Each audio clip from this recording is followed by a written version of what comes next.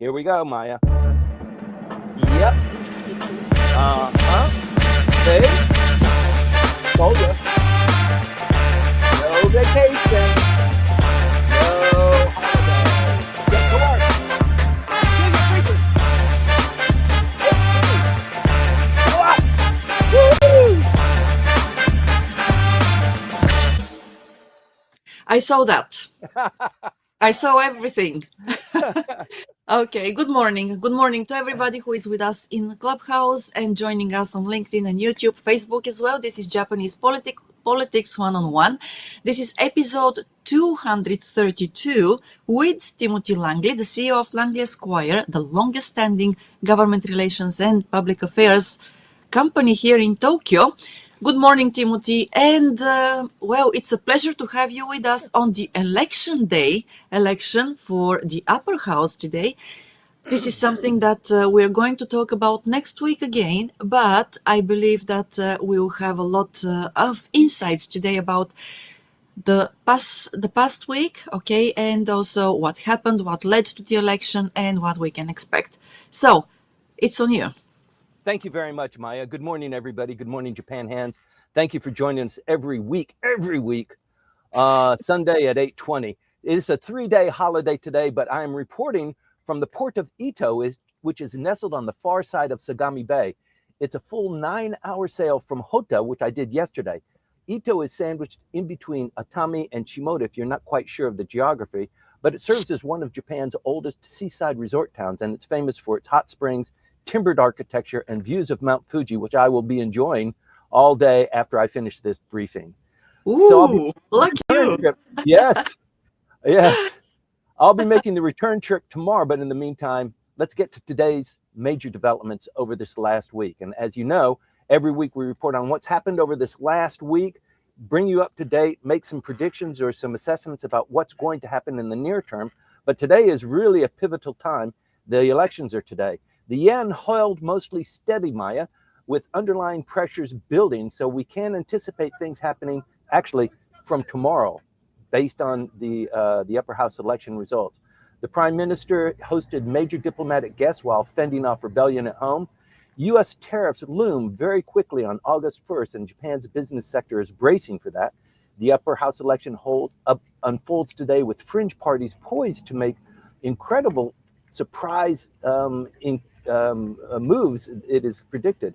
Behind the scenes, Mr. Tamaki of the Democratic Party for the People may be angling for the prime ministership, and under certain scenarios, it's a gimme.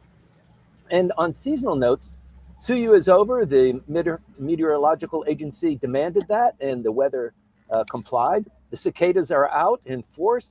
Mount Fuji is open for climbing. I'd like to get into a bit of a crime spotlight since there's been new scrutiny on foreign residents in some of the campaign rhetoric. And then finally, I'd like to end with a end of war events that are upcoming, plus a historical reflection on the USS Indianapolis, which was sunk 80 years ago this last week. So back to you, Maya. Okay, thank you, Timothy. I cannot wait to hear the details. And before we dive into them, I wanted to remind everybody that we are still, we invite you every time to like, subscribe, follow, depending on the platform you're following us on. And if you haven't done that yet, please do. And let us know that you have watched or you have listened to us. You can do that by just hitting like or subscribe or follow, as I said, or also leave your thoughts in the comment section so that I can share them with Timothy. If you have questions as well about the events he's going to talk about today, leave them in the comments and I'll feed them to him in the Q&A session.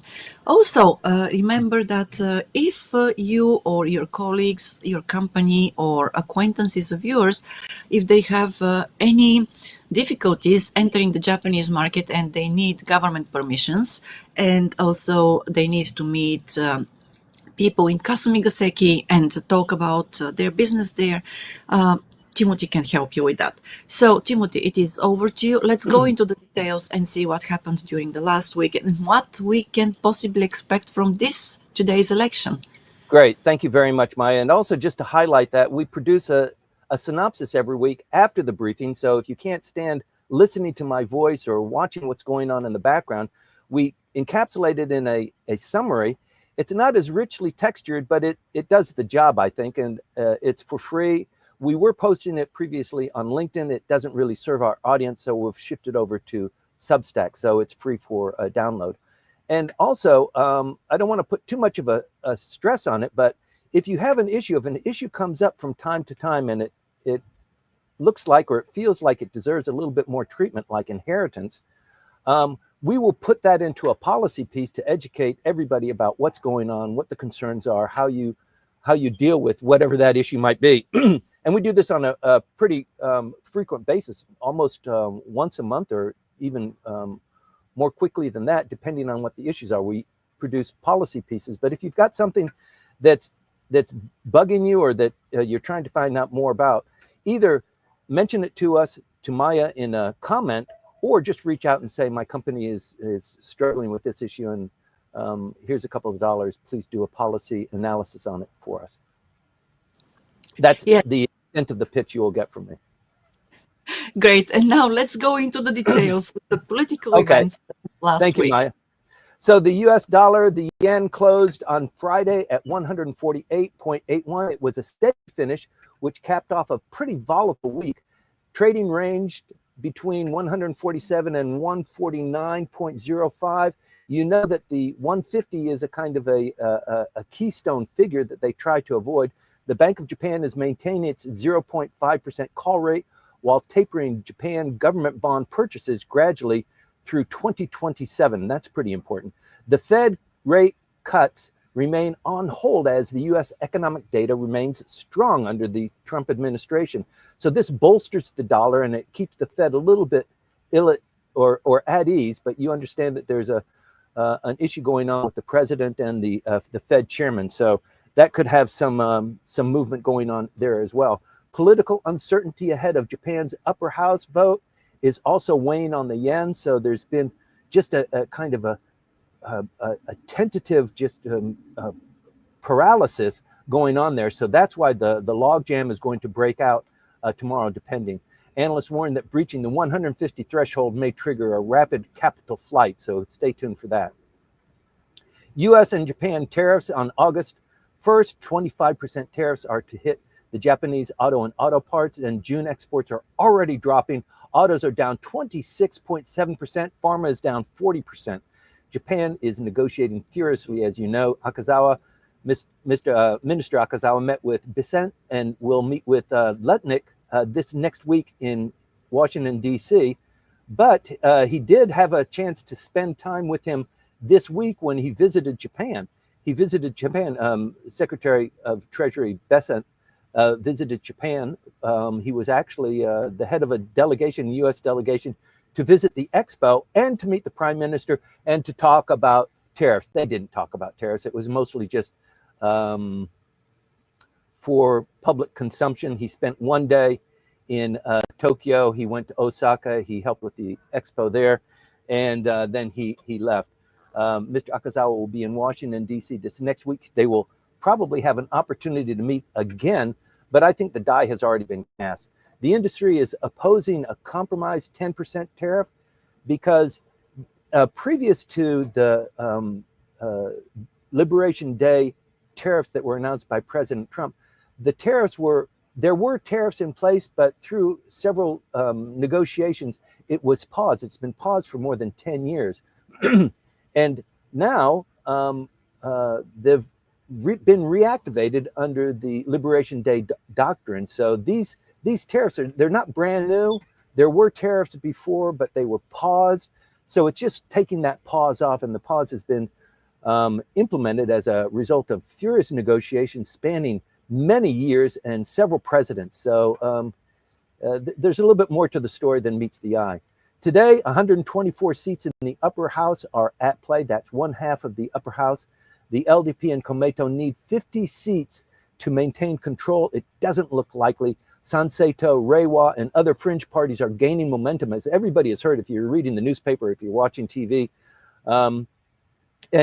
We are on the cusp of what I think is really a serious political sea change. the public is angry over inflation, rice prices, and lack of relief, and not getting much of a good reaction, except maybe Nimaen from the prime minister, which he ordered to be given to all adults throughout Japan. I don't know if it's going to work. Most people criticize it. It really hasn't done much for for the prime minister. And the forecast is that the coalition will lose its majority and Mr. Ishiba will be vulnerable. Depending on how much the LDP, the coalition, lost, will depend on what his fate will be. And so there are a couple of scenarios that we can discuss. So tonight, watch for the Sanseito tally, the LDP seat count, the market reaction, and importantly, what Mr. Ishiba's tone is. So stay tuned to the television tonight. The results will be coming in all day, but I think probably around 8 o'clock or 9 o'clock, they'll have most of the results ready. Mr. Kishida and Mr. Aso have for weeks already been holding backroom meetings to regain their control. Neither of them really are favorites. They're not in Mr. Ishiba's camp. Of course, they were central in him becoming prime minister when the vote count came down to Sanai Takaichi and Mr. Ishiba. She almost became prime minister, as you know. So if it happens again, many people think that she might come out one more time. I kind of doubt that that's going to work. I think the game has changed too significantly. And also there's the chance that screwing around with the prime minister is really going to damage the negotiations on tariffs, which are really important for Japan. So let's see how that goes. But the Democratic Party's people, the Democratic parties for the people's Mr. Tamaki, he holds maybe even a kingmaker power. He's rumored to demand the prime minister role for him joining the coalition. It's a heavy gamble. It's happened in the past. About 30 years ago, there was Mr. Moriyama, who was not in the LDP, became prime minister. So there is a precedent for that. And the scenarios are that Mr. Ishiba clings on with a deal with the Democratic Party for the People, or the LDP outs him in favor of Mr. Kishida. That's the assessment. We can get into that later, but I think that's the way it's going to go. Market and foreign governments are watching as signs of post-election stability. So this next week is going to be really something to watch. In fact, you know, Japan's post-war political architecture, it's clearly shifting. We can see it. It's happening right now. For those Japan hands that are joining us every week, you've noticed this back and forth and the swaying that we undergo. The factionalism is fading. The disappearance of factions. There's 2 factions left. Mr. Kishida has reformed his group. It's not quite a faction, but Mr. Aso's faction never disbanded. It's the only one that's really formally staying. They have an office. They hold meetings and that sort of thing. But at the same time, public trust is continuing to fray. And in the next generation of voters, they're bold and they're digital and they're impatient and they are crashing the gates. We'll see how much that is happening this evening. These fringe parties are now serious contenders, and for the first time, voters have become a swing bloc, just like the upper house is becoming a swing part of the diet. It never has been before. Never before has the upper house held so much of a dominant role in a decision of what's going to be happening over the next couple of weeks, couple of days, particularly with regard to the prime ministership. Meanwhile, the U.S. looms large, pushing for defense spending, leveraging tariffs, demanding reform. And China, too, is softening slightly. It's resuming seafood and beef imports, and the LDP is at a crossroads. And for Mr. Ishiba, for all of his posturing, he may not survive that political cycle. The old guard is no longer in control. The next era will be defined by volatility and youth, I predict, and it won't be quite a quiet transition. So, as I said, Tsuyu has ended on time. It actually was a little bit delayed. There was a lot of rain in the last couple of weeks, heavy rain 2 weeks ago, actually. But now the cicadas have joined, and you can hear them. It is Tsuyu, and we are on a 3-day weekend. Mount Fuji climbing season has opened. 4,000 yen fee per person. There are safety modules. There are trail restrictions. You have to register. And tourism activity has rebounded across the Izu Peninsula and inland hot springs towns. The first wave, the second wave of foreigners that have come in for tourism, they've been once or twice. They're looking for something a little bit more rustic, a little bit more away from Tokyo and Kyoto, the hot spots. So there's the tourism industry just continues to boom. So this is a good moment to reflect on the beauty of Japan's natural rhythms. It's summertime. We've just finished one season. Many people say that Japan has more than one season. I know Maya has her calculation for 6 of them, but yes, Japan is not the only country that has 4 seasons. It actually has maybe 5 or 6. In any event, with regard to what's going on with foreigners and crime that you're hearing a lot about, on July 15th, just last week, a new government body was launched to oversee insurance, driving, and tax compliance by the minister. Crime actually remains low, but the media scrutiny focuses on visa violators and non-compliant residents. And this noise that's being created by the political parties is mostly directed at the visitors, not the people who actually live here. The rate of crime is not as brisk as indicated in some sectors. So making foreigners a scapegoat, it has to be contextualized within Japan's general safe society. And as we're getting into Obon and August, it is a memorial season, as everybody knows. Not only the Obon, where the deceased come back to visit, but also it is the time of the year when the war ended, and the emperor will have a speech upcoming to talk about that. We don't know what he's going to be saying. The prime minister is also, whoever that prime minister will be speaking on the date of the end of hostilities, which would be August 15th. So Yasukuni Shrine will be a flashpoint. It's a fabulous place to visit. I recommend everybody goes by, not just once or twice. It's a place to visit from time to time. There's always something going on there. There's always something new to see. It is a huge place, and it's an interesting place to make a part of your daily life and your seasonal life here in Japan. It's an important component of Japanese society. And you might have missed this, but the USS Indianapolis was the battleship that delivered the components for the atomic bomb, this time 80 years ago. And if you watch the movie Jaws, you remember Quinn, who was the captain of the boat, hated sharks. And the reason why he hated sharks is because he was on the Indianapolis, and there was a scene in the movie where he talked about the sharks coming in and eating his comrades who fell into the water. But just to bring it up to date, because it just happened this last week, 1,195 crew went aboard, 300 went down with the ship. It was hit by 2 torpedoes by a Japanese submarine.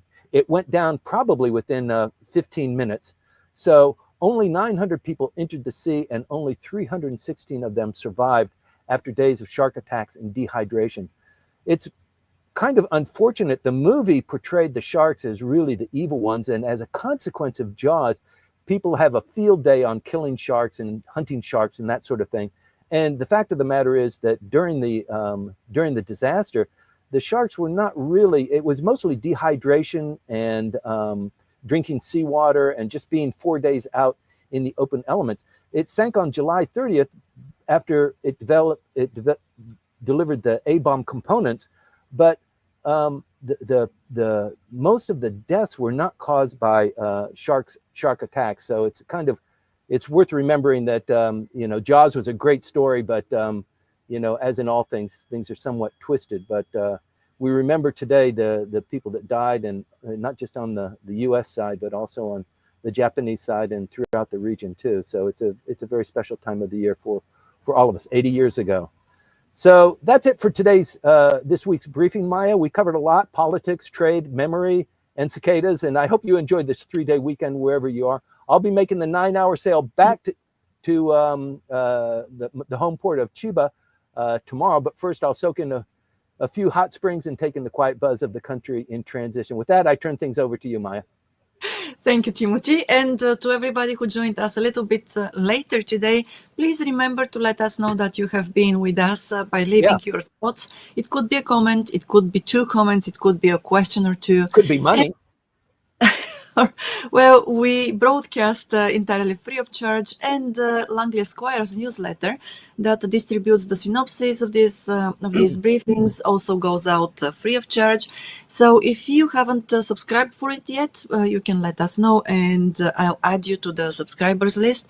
Or just if you haven't followed or subscribed to the channel you're watching us on, remember, hit like, hit subscribe or follow, and yes, oh, if you're on YouTube, also hit the bell icon so that you can get notifications for this.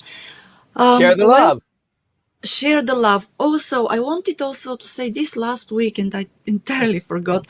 But if you think that these briefings might be of use, they might be helpful to your friends or colleagues or bosses or subordinates, just share them with them. As Timothy said, spread the love, and we hope that we can deliver them. We can reach out more people with the details that we share every Sunday morning at 8:20. So thank you very much, Timothy, for this, and we'll go to the Q&A now. I want to start with the first question that came very early this morning. It came Must from the be United Byron. States. Yes, it Yes, came from Byron Johnston, good. and yes, it is a very detailed comment, more of a comment than a question, but still, I would like you to share your thoughts on Sure. this, Timothy. So here we go. US Treasury Secretary Bessent skipped the G20 finance ministers meeting in South Africa to visit the Osaka Expo, a core plank of Ishin LDP cooperation, one day before the upper house election. That happened a day before the upper house election. Can this be part of a deal cut between Mr. Ishiba and Ishin co-leader Mr. Maehara for Ishin to join the cabinet if indeed both LDP and Ishin do poorly in the upper house election? For Mr. Ishiba to continue as PM, despite expected losses in this election, he only needs 13 members of the Hmm. lower house that Ishin can provide. I understand Mr. Ishiba and Mr. Maehara are good friends, having traveled together many times in the Shinkansen to their home constituencies. If Ishin joins the cabinet, the losses they suffer in the election will be made up jointly, even if the upper house, even in the upper house.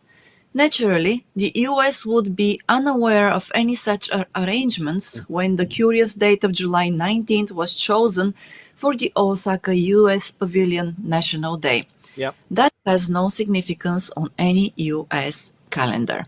that's right. Yes. Okay.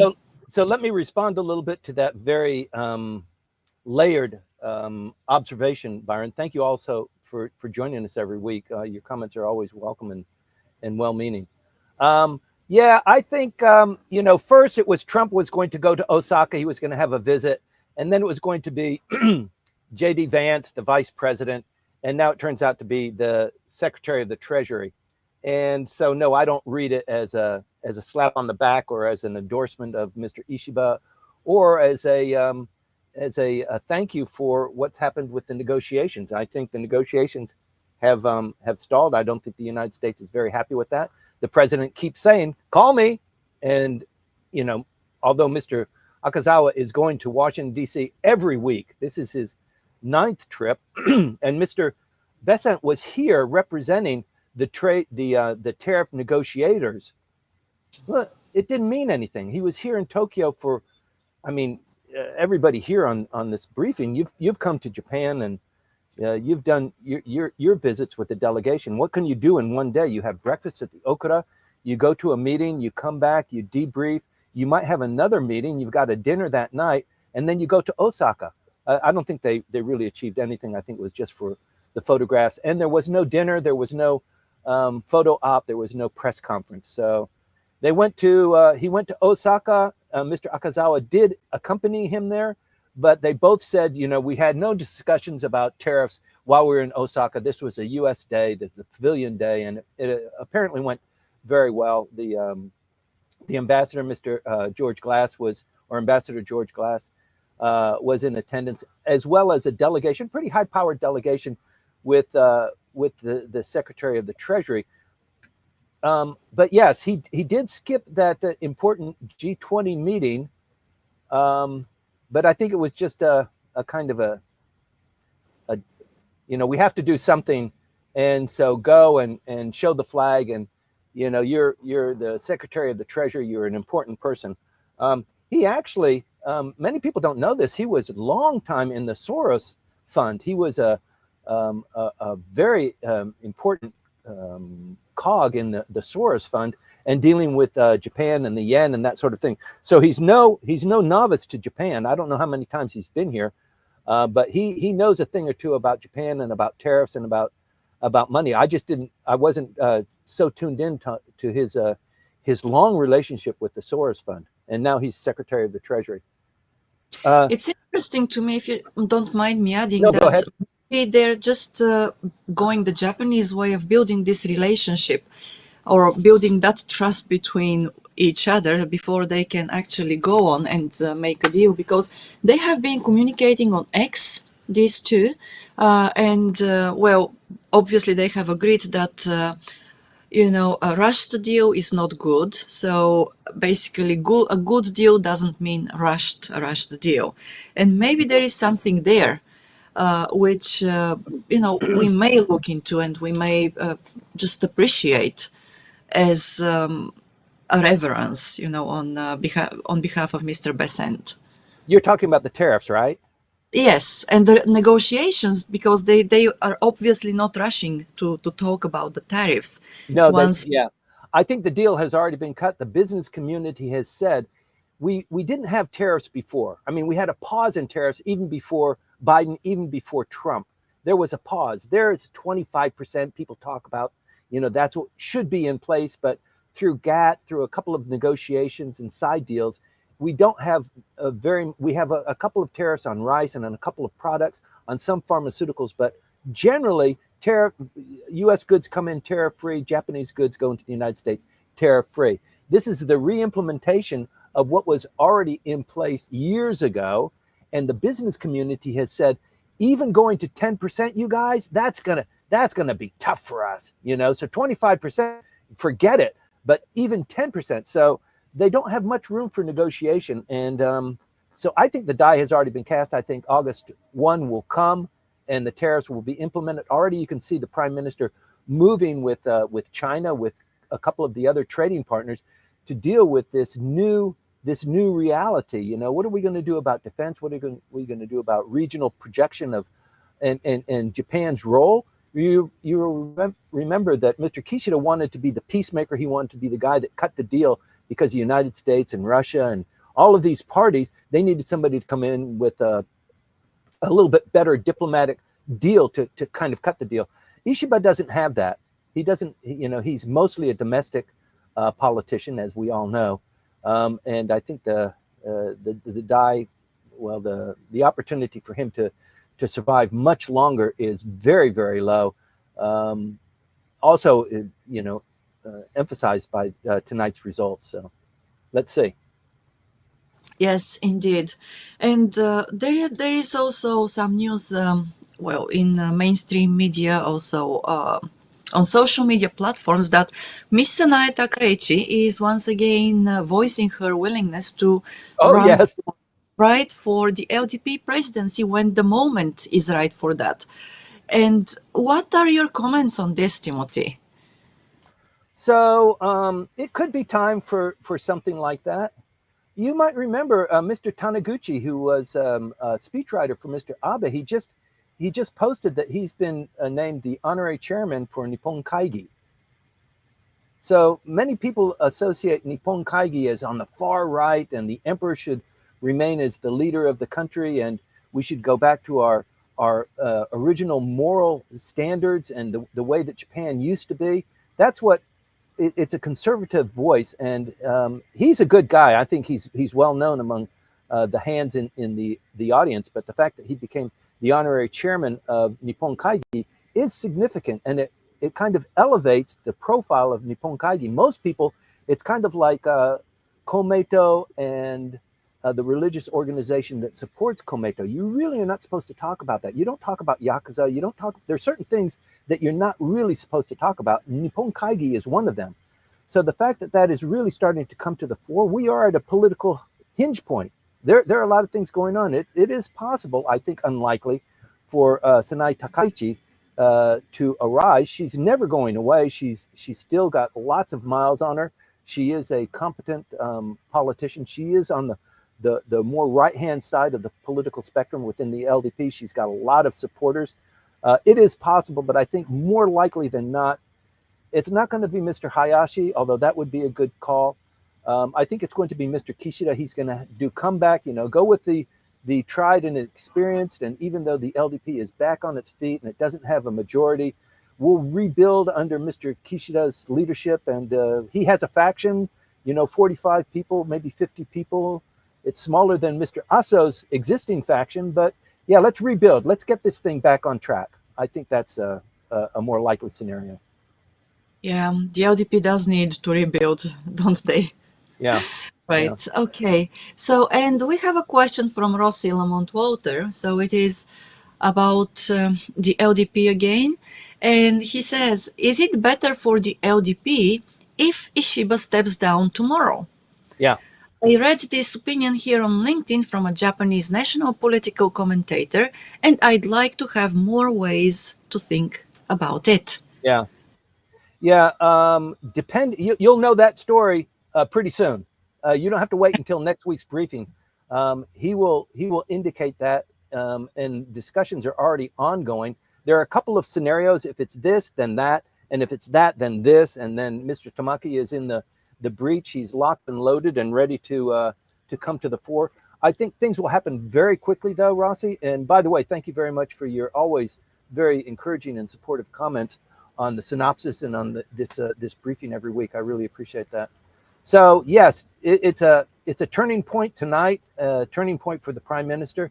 There is a scenario where he would remain as kind of caretaker of a cobbled together coalition government, which would consist of the LDP and Komeito and maybe side deals, not a coalition partner with one of the other parties.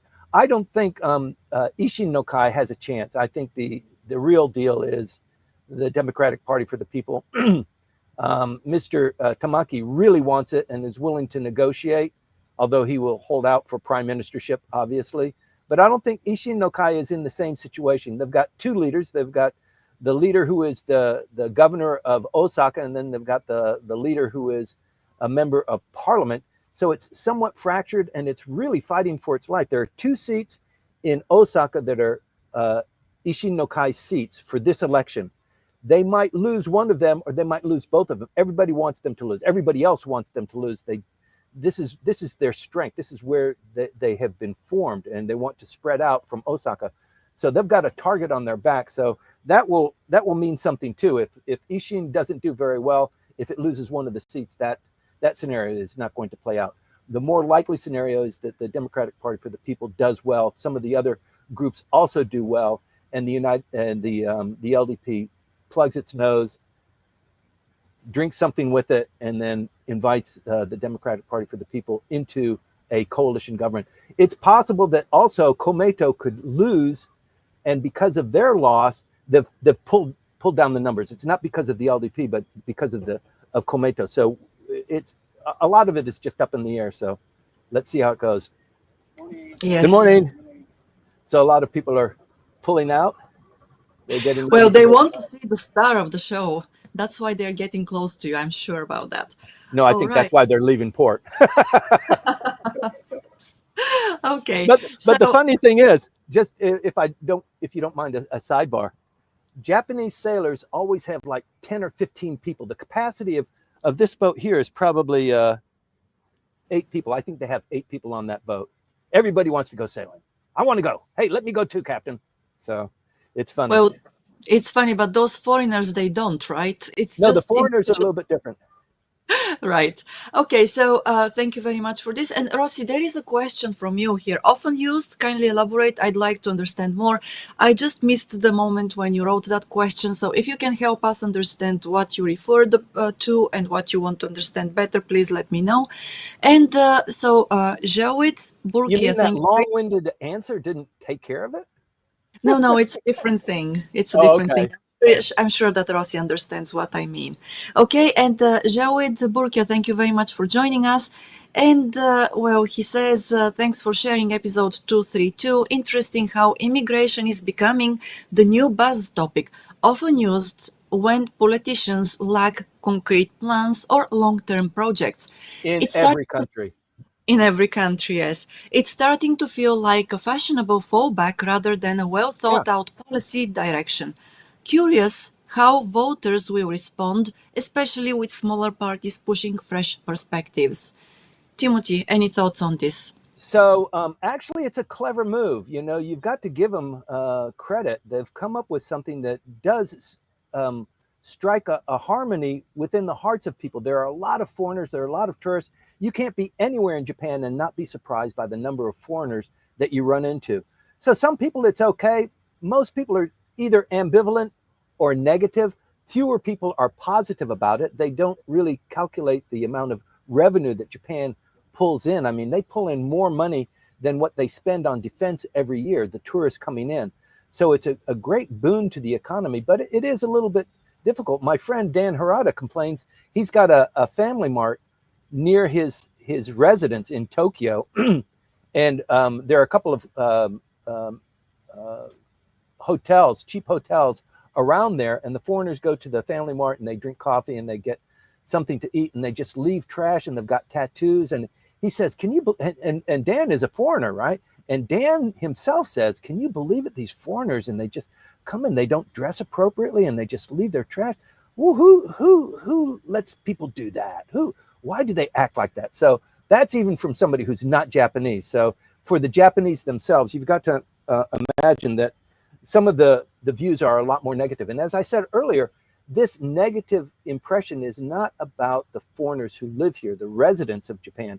People like most of us on this program who have lived in Japan, you know, you're interested in the country and the culture and why they do things and mimicking those so that you don't stand out any more than you already do. Look at Maya, blonde hair and blue eyes. How are you going to blend in? You've got to, you know, your Japanese has to be better than, you know, the average person. You have to follow the rules. You have to have nice etiquette, and that's what gets you points. But it's the foreigners who are visiting. They don't know the rules. They don't know the language. They don't know, you know, you're supposed to walk on the left-hand side, not the right-hand side, and you ride the escalators in Osaka, and it's the other way around. People don't know that, right? So Right. And no, it's fascinating because, as you say, this is not actually all this criticism and the yeah, rhetoric, not about the long term residents here, but for some reason, because of the way that information is presented by sure, Sanseito speakers and candidates, it somehow sounds, you know, as if it is also about every foreigner who is in yeah. Japan. It's got a short shelf life. It So does. Yes. due diligence will bring the points forward. You know, shows like ours will say, yeah, well, it's like that, but it's kind of like this, and so you shouldn't have a knee jerk reaction. So it just takes a little bit of time. But it's like eating Chinese food. When you first hear about it, boy, that sounds pretty good. Yeah, I'll vote for those guys. And then upon reflection, you're hungry again. Right, but I also have to say that some of the politicians of other parties, mainstream parties, legacy parties here, they have come out in those speeches, the pre-election speeches, to address especially this issue that is pushed very hard by Sanseito, right? Yeah, And then they come here and they say that the foreigners, Japan needs foreign labor, and also that the foreigners are not to blame for all the problems of the healthcare system, right? right. And I watched this on YouTube. I'm not sure that NHK, for example, or the Fuji television have shown them on TV, but those videos of the politicians of main parties debunking, you know, all the points Sanseito makes are there out there. So, and of course, foreigners like us, I would say, and like Dan Harada, we're very apprehensive because we do not want to be blamed for what we Right. haven't done, right? We don't want the responsibility to be put on us for something we are not responsible for. Like as you said, you know, going out to Nagatacho in shorts and t-shirts, you know, for example. Right, but yes, I can say that there is a pushback, and it's really nice to see that pushback and to Yeah. see that there is a lot of what can I just forgot the expression, but anyway, there is a lot of reasoning here, which is just going in the right direction. So Okay. the point here, I'm sure everybody knows this lesson. We all are ambassadors. We're not Japanese. We will never be quite Japanese, but we're ambassadors to our country, to our cultures, to being foreigners, whatever nationality that might be. So it's really imperative for you to, study what the cultural norms are, what the rules are, how people do things. Master katakana and hiragana at least, even if you're not going to, challenge kanji, but you need to really represent yourself as a kind of a sterling kind of individual, because other people are calibrated as a consequence of that. So, a lot of people not quite suffer, but the whole it's so complicated, and the role of foreigners in the economy is getting larger and larger as the population continues to decrease. So it's a pretty important issue. It is an important issue, and we are all aware of that. And yes, Greg, I think that you are going to have an issue with Dan Harada then, because Greg writes, I wear a polo shirt and shorts in Nagata-cho. He Yes, doesn't. right. And yes, Dan Harada is naturalized Japanese, but he was not born and he was not raised here. He was not born into a Japanese family, so That's he right. comes from Europe. He is French, and he has He's been here very forever. French. Very French, yes, and a very fine gentleman as well. Yes, he is. Yes, okay, thank you for this. And we've got also, a comment from Kylie Ang. He says there was an article by the Financial Times, Leo Lewis, saying that the weak yen is to blame for the rise of Sanseito. Do you agree on that? Thank you in advance for your thoughts. So it's not necessarily a weak yen. It's kind of in that Goldilocks zone as far as the Japanese are concerned. They would like it to be a little bit stronger so that they get more money for the exports. Japan is largely an export market, but it has a huge domestic market as well. But it does need to import inputs to production. It is not food self-sufficient, as you know from the article that we published, what now, 5 weeks ago, Maya, the food crisis in Japan. Um, Right. Yeah. so it's not. I don't think I would agree that Sanseito is getting a breeze on its sales as a consequence of the weak yen. The breeze on its sales is the whole goddamn economy. Japanese economy has been in the doldrums for 25 years, and they can't get out. And they've been looking, how can we get out? How can we make people more productive as the population is declining? Can we do computers? Can we do chips? Can we do automobiles even better? Can we do semiconductors? What can we do? Can we export defense equipment? No, because it can't be offensive. Well, can we do it some other way? Right? So they're struggling with that. And yeah, it was a long time ago. Not everybody on the program remembers the Roaring '20s when the bubble economy was here, and it lasted for a good 10 years. The emergence of Japan as a economic player throughout the world and purchasing, flagship properties. Boy, wouldn't that be nice again? It's not in the cards, but Japan is in a real tight situation, and so it's not just the yen blowing wind at Sanseito, but yeah, it's a contributing factor, I think. It is a factor. I would say that the younger generations are becoming more and more aware also of the demographic problems the country is facing.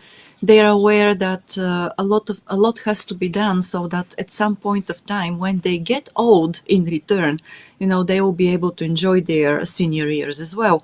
So yes, there are quite a few factors. Yes, Timothy. Let me make another observation, if you don't Mhm. mind, Maya. But LDP typically does well when the voter turnout is not very high, when it rains, when it's inclement weather, when there's something else going on. And the LDP picked this time on a 3-day weekend, right in the middle of a 3-day weekend. I don't know if maybe this is conspiratorial, but as a component of making the voter turnout a little bit lower, what's happened, in fact, is that voter advanced voting, which you can do in Japan, you can mail in your ballot previous to election day. That is very high. It's high. It's been higher. It's highest it's been in 15 years. And the other thing is that the younger people are also contributing to the voting public. And that used to not be the case. The young people were just, the LDP, and they're old guys, and they wear loud suits, and they never do anything, and they just take our tax money and they put it in their pocket. So we're in a dramatic shift, including a lot of different components. And like you said, I think it's the young people that are going to be turning this. And if they get a good score, if the people that the young people vote for does well, you'll see them become emboldened and vote even more. So that's why the reference to crashing the gates was made. It could be a turning point that we haven't seen in Japan ever. So tonight is important. Tonight is important. And we've got Patricia. Patricia, it was a pleasure adding you to the mailing list. Thank you for subscribing. So before you Yes. go on, Patricia has been a long, I mean, she is a famous Japan hand in Japan. And she didn't know about the synopsis or how to, and we've been doing this briefing 232 times, right? This is a 232nd. Yes. And finally she got around that synopsis. How do you get that? Right. So for other people who are like Patricia, yeah, just sign in, send a note to Maya or something. It's easy to subscribe so that you don't have to participate every week, although you should, in this briefing, but at least you get the synopsis. Right. Okay. And Patricia Thanks, also, Patricia. thank you. And she also writes that if you don't want the towns and cities to be littered, then bring back the dustbins. Yeah, I don't think that's going to happen though. And I think that there are a lot of differing opinions on this as well. Okay, and in Clubhouse, oh, Frederick, good morning, and thank you Good very morning, much for Frederick. tuning in. Yes, it's a pleasure to have you with us. Please don't worry. All these briefings, they are recorded, so you can catch up later. And in Clubhouse, we've got Gabor today with us, and Gabor has one very simple question, and the question is, what's your prediction for the outcome of the election, Timothy? Boy, you want me to put my foot right in it, don't you? It seems that he wants you to do that. Yeah, I think I don't think the LDP will do well. I think Komeito will not do well, and so the cards will be dealt accordingly, depending on how bad that goes. But I think, in terms of prediction, I think Mr. Ishiba is not long for this world. I think things will happen very quickly. It is time. The LDP, even among LDP members, they're kind of sick and tired of Mr. Ishiba. They need something else. They're worried that doing something now is going to screw up the negotiations with the White House and the tariffs. That's already been, that die has already been cast. We've already passed that. Another 15 people. You'll see them go by here. Right. They all waved. Yeah, I think it's time for a significant change in the prime minister's position. And it could actually be even Mr. Tamaki. That's happened before. Bushy eyebrows. Mr. Murayama became prime minister about 30 years ago. Do you remember that, Maya, before your time? Well, I was not born at that time. How could I remember? You're right. My apologies. Apologies, right? Yeah. He was prime minister when George Bush Sr. Came to Japan and hired me to be his chief of staff. And so, of all the people that he wanted to see, Mr. Murayama was one of them. And he gave me, 3 days notice, and I'd like to see the prime minister. Can you set that up, Langley? And so, of course, I did. But there were 6 other people, including the emperor, that he wanted to see. So I will never forget who that prime minister was. But bushy eyebrows. It did Right. happen before. He wasn't an LDP member. And still, don't you think that it's a kind of how can I say, unsettling. And I'm not saying that the LDP should continue to be in power, because they have been in power forever. But at the same time, we also remember times when the LDP Yeah. lost, and there was a string of very weak prime ministers. There was really a period of uncertainty in politics. And I think that the countries around Japan, and also the foreign allies, and also, let's say, enemies, in quote unquote enemies, are watching very closely. And Yeah. if this happens again, it's not going to be really good for the country. Who knows? You Who know, knows? the reason why Japan is in this stink could be because of all of the things that have been put into place for the last 70 years. It could be their fault. It could be the LDP's fault. The secret deals. And if you're going to sell a bottle of Coke, this is actually something that is based in a good deal of fact. If you're going to sell a bottle of Coke, then I get 10 cents of that. I get 10 yen of that. If you want to be selling your product here, if you're going to be selling Lockheed airplanes, I get a cut of that. And that's happened throughout. I mean, the entire. If you want a port facility, if you want to have farmland, if you want to cut timber, somebody else is already on the take there. So there is an enormous amount of money that is being cut away and given to special interest groups. So, yeah, maybe, I don't know. Okay. I kind of like the Nippon Kaigi and Mr. Taniguchi coming to the fore, and Sanai Takeichi, and also the participation of parties outside of the realm of the LDP, not Komeito, but some of the other parties contributing to this dynamic. I think it could produce something No, surprising. it's definitely good to have competition, and to have alternative choices as well. But we have seen that thanks to the LDP's let's say stability, the country has experienced, Heavy-handedness. enjoyed, yes, Yeah. a long period of stability as well.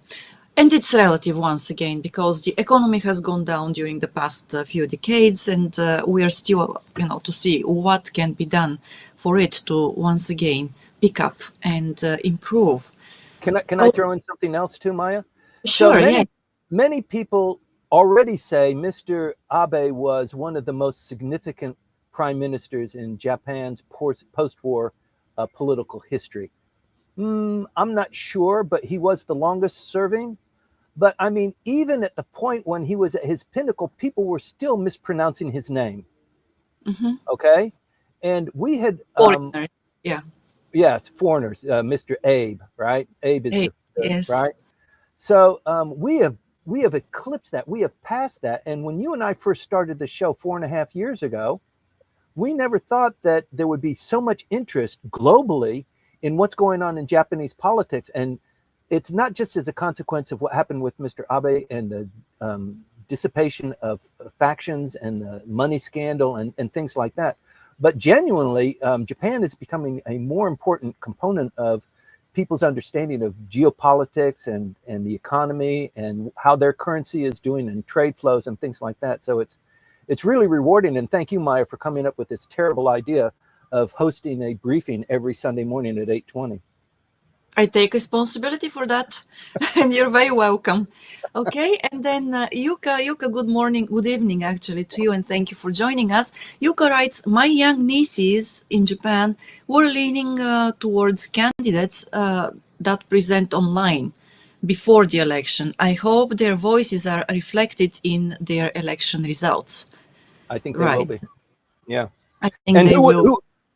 who would have thought? My nieces are following, they're reading, they're watching what's going. Who would have said that, 5 years ago even?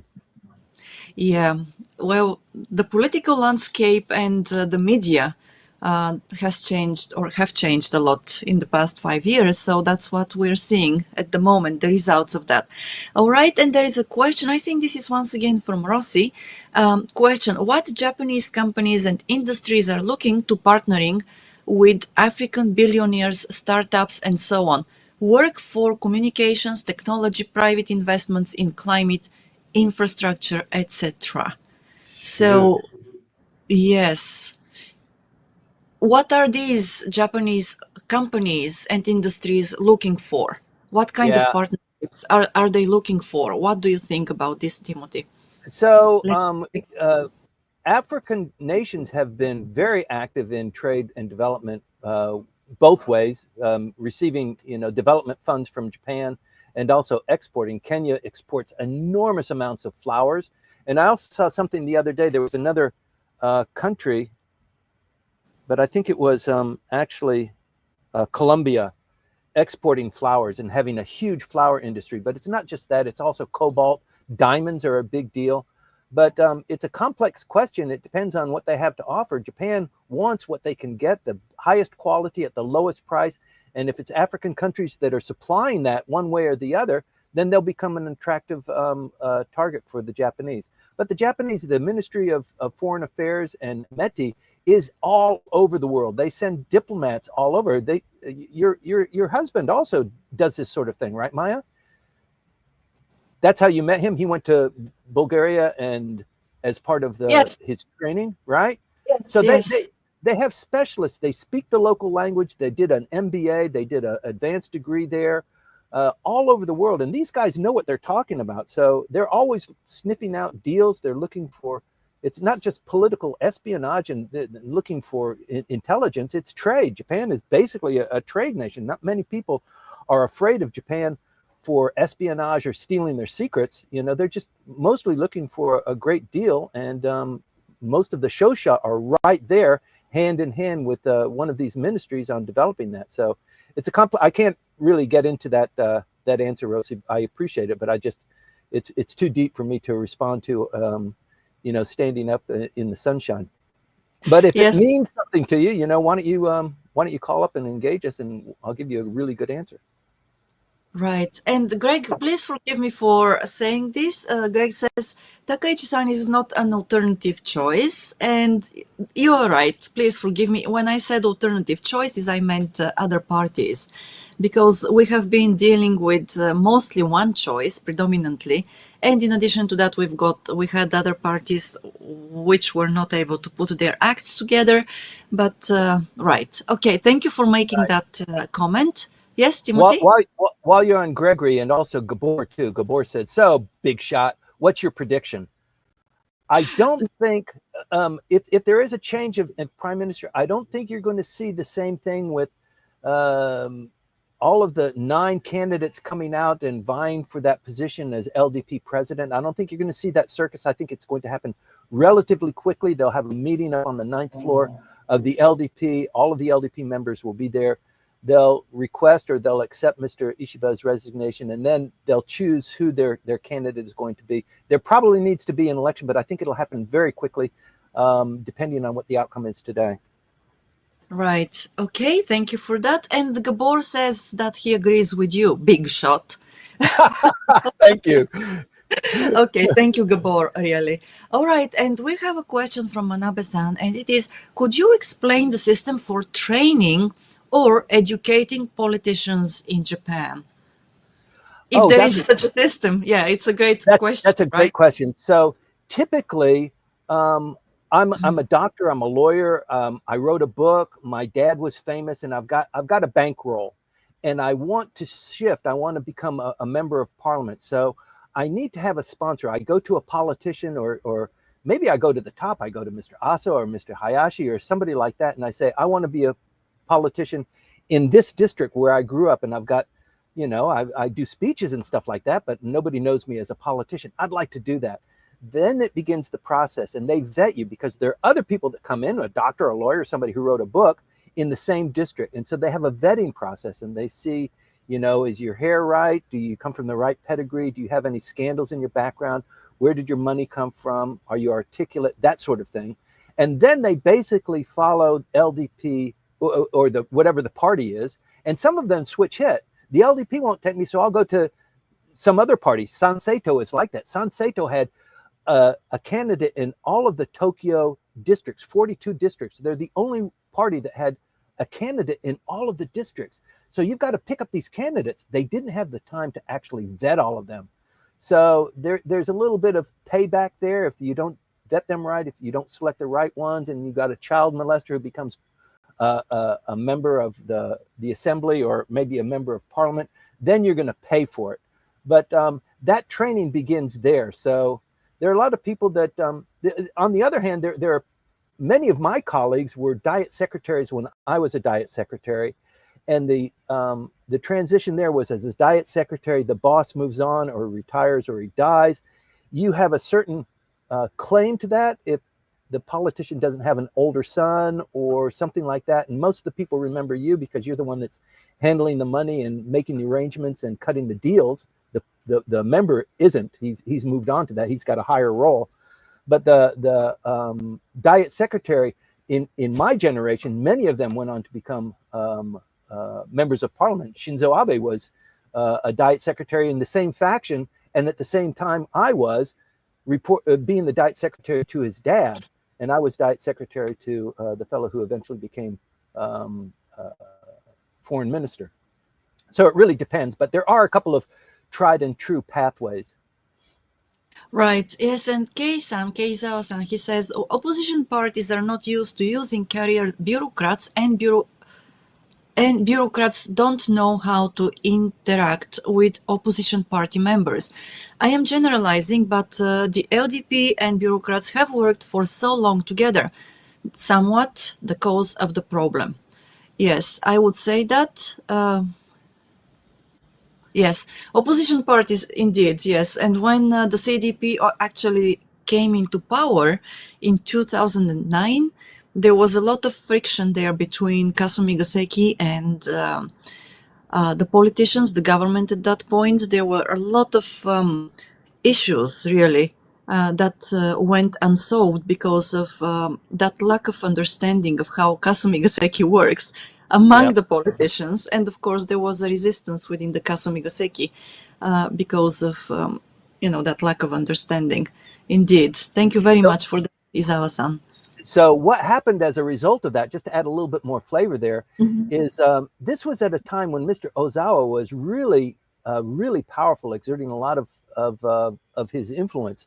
And he was able to make it the prime minister's responsibility to promote or to move influential people in all of the ministries. So initially that didn't belong to the prime minister's office. Mr. Ozawa forcibly put it into the prime minister's office. And so now if the prime minister is an LDP guy and somebody in one of the ministries is not doing what he's told to do or isn't doing the right thing, or maybe he's a little bit cozy to the opposition and you're not supposed to be, he's going to suffer from that because of the ability of the prime minister's office to dictate what their role is, what their status is, if they're going to get a promotion or not. So that changed the game completely after that that very difficult period of time. And now that means that the prime minister's office has even more power, and that's why that 9-story building, five floors underground, 4 floors above ground, 500 people work there. That's why that edifice is there. That's why there are so many people involved in that. And the digital agency attempt to integrate all of the digital information that's being submitted, all of the emails, all of the PowerPoint presentations, all of that is not quite successful, but that's also a piece of that component. Great observation, though, Kay. Yes, thank you. And Frederick writes, by my account, there have been 38 prime ministers since the Allied victory 8 years ago this summer. Only 7 of them served more than 3 years. Yoshida, Kishi, Ikeda, Sato, Nakasone, Koizumi, and Abe. 3 of those were relatives. Prime ministers don't really last here, regardless, it seems. Right. Well, thank you very much for this score, Frederick. It's really helpful, and I think that it sets the background. It explains what really happens most of the time in the government and in politics here. Right. So we follow very closely the prime minister and his dealings, who he meets, what he's doing on a day-to-day basis. It's probably the second point that we hit in these briefings. We hit the yen, and then we talk about the prime minister, his meetings with diplomats and external individuals, state visits, that sort of thing, and then what he's doing domestically. But it's more of the stuff that's underground. It's more of the stuff that's behind the scenes that really dictates the flow and ebb of Japanese politics. So it's not just the prime minister. He's not a president. So a president really holds much more power. The prime minister has to pretty much kowtow to the parliament. He's elected by them, by all of the members, in the upper house and the lower house. He's appointed by them, so he serves at their benefit, and he can be removed if they don't like him. Indeed. Okay, and with this, well, I think yes. I didn't You mean to already look know that. so eager. You cannot wait to go to the local onsen, right? And take a dip there and, well, enjoy the day.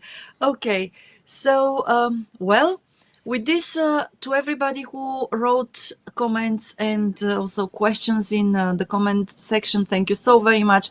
For everybody who only listened and hit like or subscribe, thank you very much for doing that as well. If you haven't done that yet, please do it and make sure that you follow these briefings, because we have been doing them for 4.5 years, over 4.5 years, and we continue. Although So she doesn't mean it to sound like an order, it kind of sounds like an order. okay, Yes, right. I'm do it. sorry. I apologize. I didn't mean it as an order. No, that's But okay. It's where your personality, your Bulgarian personality, really comes out. right. But yes, if you haven't done that yet, please do Do it. so. Yes, and keep pace with us. Well, with this, Timothy, thank you very much, because I know that, yeah, Ito is waiting for you and your adventures there. And it's a 3-day weekend. Marine Day is tomorrow. Marine Day used to be associated with the emperor's birthday. They moved that around. There are 16 national holidays per year in Japan. There are maybe 5 3-day weekends a year. So this Mhm. is one of the very special 3-day weekends. Sometimes the weekend is, or the holiday is unattractively like on a Wednesday or a Thursday, right? But Marine Day is a special one. It honors, Japan's relationship with the sea and with the sky, and it prepares us for going into August. And yeah, it's a great day. And so this briefing that I have today, I can leisurely do it, and I don't have to hurry back to my home that night. I can take time and have a beautiful sail tomorrow. The weather will be great. The wind will be in my back. It's what a great weekend. I hope everybody's enjoying theirs too. Yes, I do so too. And wherever you are, have a great Sunday. If you are in Japan, enjoy tomorrow as well, the Marine Day. And we'll be here once again next Sunday at 8:20. Remember, if you cannot join us at 8:20, these briefings remain online. They are recorded automatically, so you can find them on LinkedIn, Facebook, and YouTube as well. That was all for today, and we will see you again. Thanks a lot. Thanks, Maya. Thanks, Thank everybody. you, Timothy.